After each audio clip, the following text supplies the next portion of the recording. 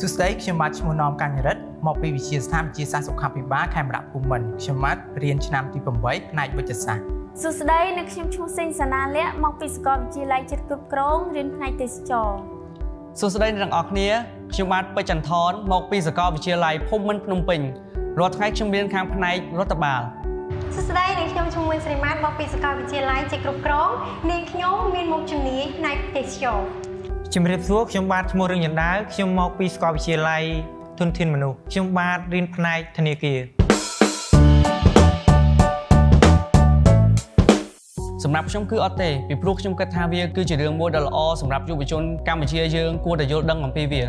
ការនិយាយពាក់ព័ន្ធជាមួយនឹងការប្រើប្រាស់ស្រោមអនាម័យវាមិនមែនជារឿងគួរឲ្យខ្មាស់អៀននោះទេផ្ទុយទៅវិញវាជារឿងដែលគួរឲ្យសំខាន់មួយព្រោះពួកយើងទាំងអស់គ្នាគួរតែយល់ដឹងពីរឿងនេះដើម្បីពង្រឹងនិងពង្រីកនៃការការពារខ្លួនឲ្យបានល្អពីការប្រឈមជាមួយនឹងជំងឺ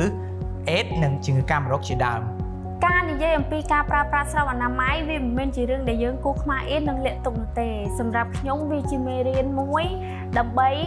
ការពារខ្លួននិងអ្នកជំនាញខ្លួនរបស់ខ្ញុំ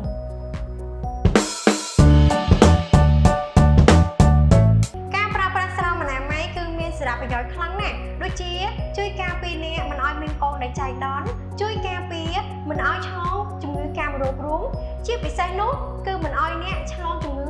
អេដតែម្ដងការប្រើប្រាស់ស្រោមអនាម័យមានសារៈសំខាន់ខ្លាំងណាស់សម្រាប់យុវជនយើងទាំងអស់គ្នាក៏ដូចជាការពារអ្នកមិនឲ្យឆ្លងជំងឺកាមរោគពីការរំភេតលើសពីនេះទៅទៀតក៏ផ្ដល់ជាលំអិលដើម្បីសម្រួលទៅដល់ការរំភេតផងដែរ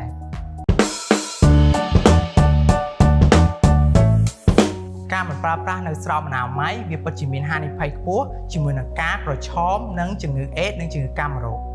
ការដែលមិនប្រើប្រាស់ស្រោមអនាម័យបង្កហានិភ័យដល់យើងដូចជាទី1ត្រូវមានកូនដែលចៃដន្យមានកូនទាំងដែលមិនបានត្រៀមខ្លួនទុកជាមុនប៉ះពាល់ដល់សុខភាពយ៉ាងធ្ងន់ធ្ងរខ្វះខាតនៅក្នុងការជីវភាពមើលថែចិញ្ចឹមកូនជាពិសេសអ្វីដែលសំខាន់គឺ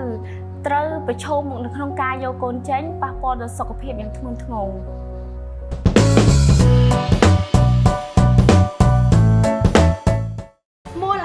យុវជនកម្ពុជាត្រូវយល់ដឹងអំពីអត្ថប្រយោជន៍នៃការប្រើប្រាស់ស្រោមអនាម័យពីព្រោះការយល់ដឹងនិងការពាក់ព័ន្ធនឹងការប្រើប្រាស់ស្រោមអនាម័យរបស់យុវជនកម្ពុជានៅមានកម្រិតដូច្នេះយើងត្រូវទប់ស្កាត់និងការពារការរីករាលដាលនឹងជំងឺ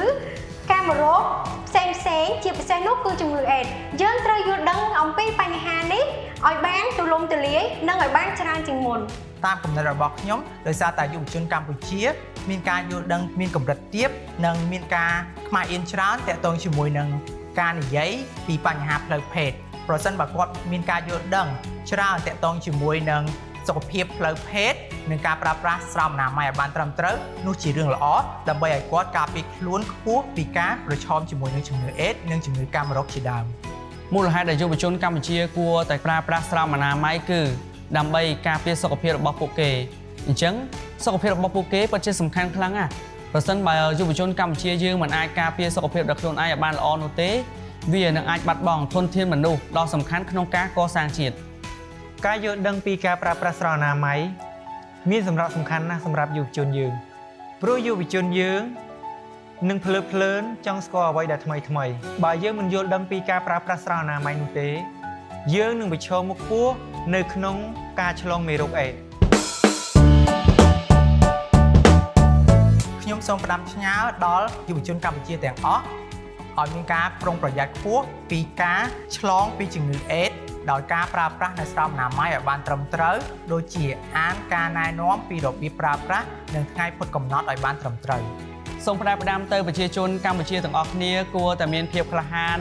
និងចែកចំណេះដឹងទៅកាន់អ្នកជុំវិញខ្លួនជាពិសេសអ្នកធ្វើការយប់និងអ្នកស្រឡាញ់ភេទដូចគ្នាសម្រាប់ខ្ញុំសូមធ្វើការរំលឹកដល់បងប្អូនជាចុងក្រោយសូមថែរក្សាខ្លួនឲ្យល្អនិងប្រើប្រាស់ស្រោមអនាម័យឲ្យបានត្រឹមត្រូវកុំប្រើប្រាស់បញ្ចូលរួមគ្នាយកល្អគួរស្មោះមួយនឹងមួយដើម្បីសុវត្ថិភាពពីការឆ្លងជំងឺអេដ